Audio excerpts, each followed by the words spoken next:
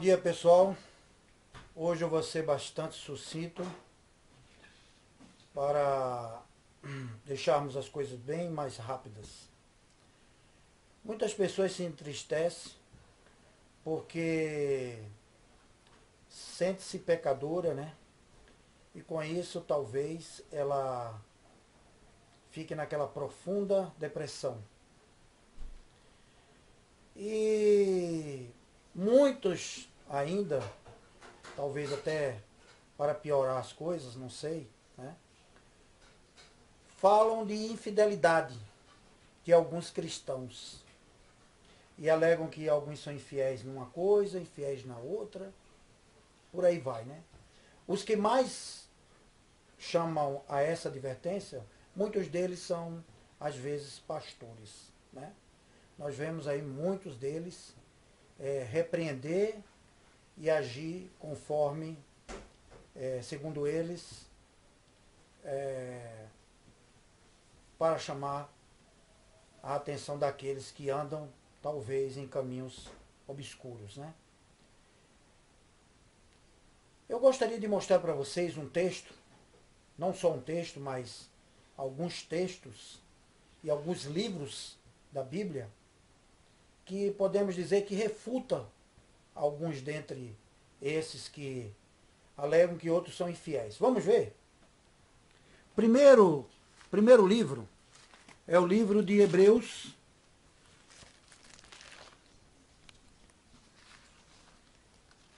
Hebreus,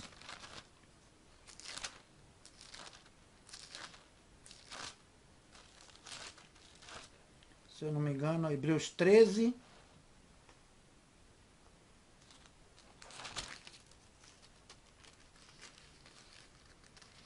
Hebreus 13, no capítulo 20, no verso 20, 21.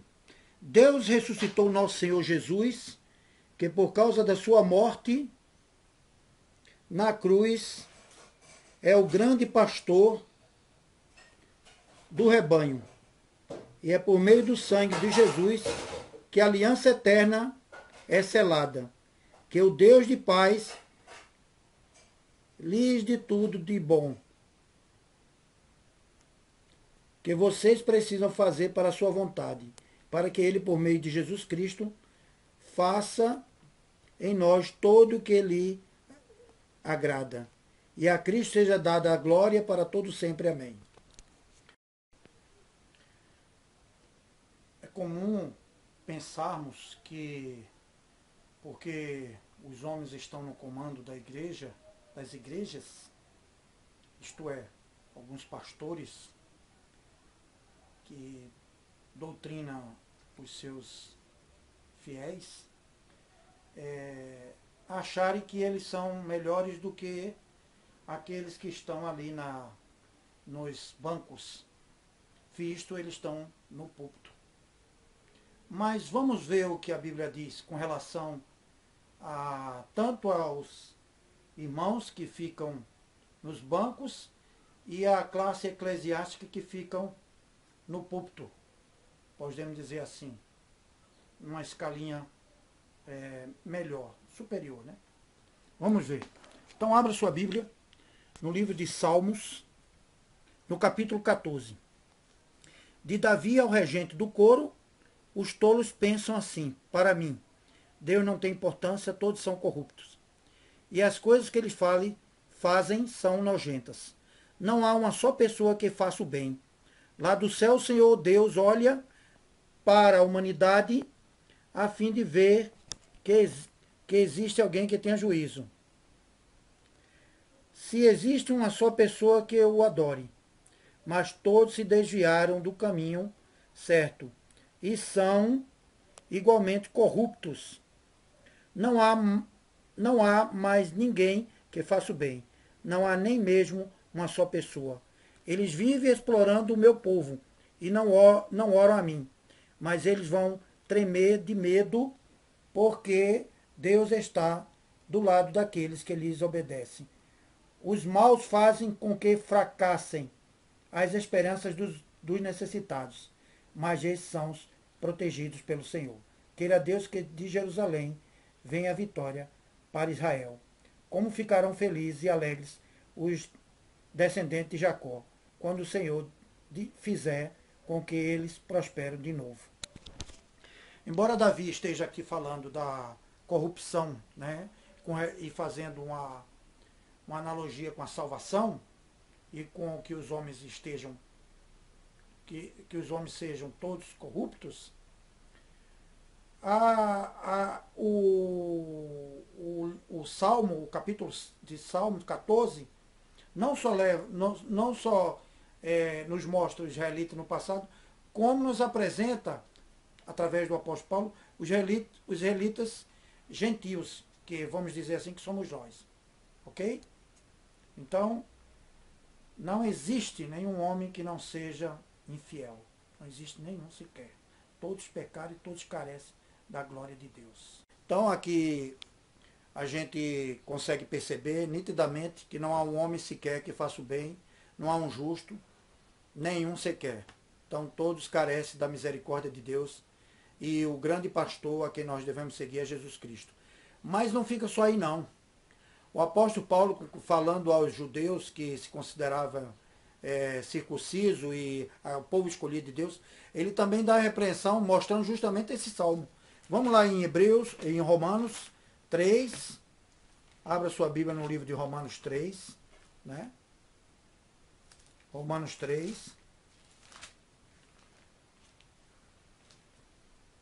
E lá a gente vê essa repreensão, né, do apóstolo Paulo, lá pelo verso 9, e ele fala assim, ó, então será que nós, os judeus, estaremos em melhor situação do que os não-judeus? De modo nenhum.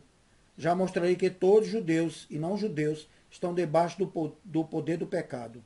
Como diz a Escritura Sagrada, não há só pessoa que faça o bem, faça o que é certo. Não há ninguém que tenha juízo. Não há ninguém que adore a Deus. Todos se desviaram do caminho certo. Todos se perderam. Não há mais ninguém que faça o bem. Não há ninguém mesmo. Todos mentem e enganam sem parar.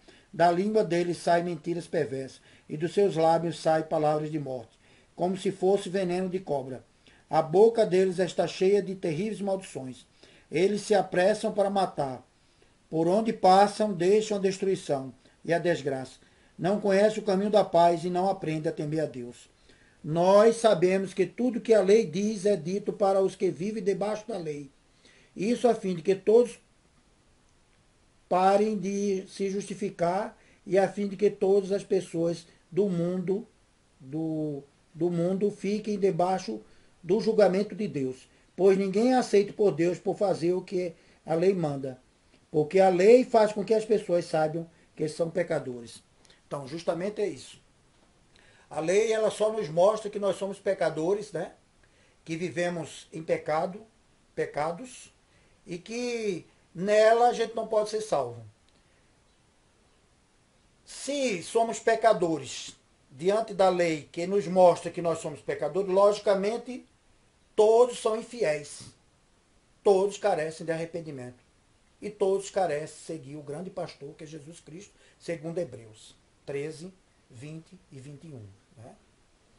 Então não fique triste, meu amigo. Não fique triste, minha irmã, que porque você tem algum tipo de pecado, é óbvio que você deve abandoná-lo, mas não fique assim depressivo por alguém estar dizendo que você é infiel. Porque todos somos infiéis e todos mentem, todos são corruptos, segundo a própria Escritura Sagrada. Todos necessitam abandonar os pecados e seguir o grande mestre que é Jesus Cristo. Quer seja o mais humilde das pessoas, quer seja o maior na escala eclesiástica.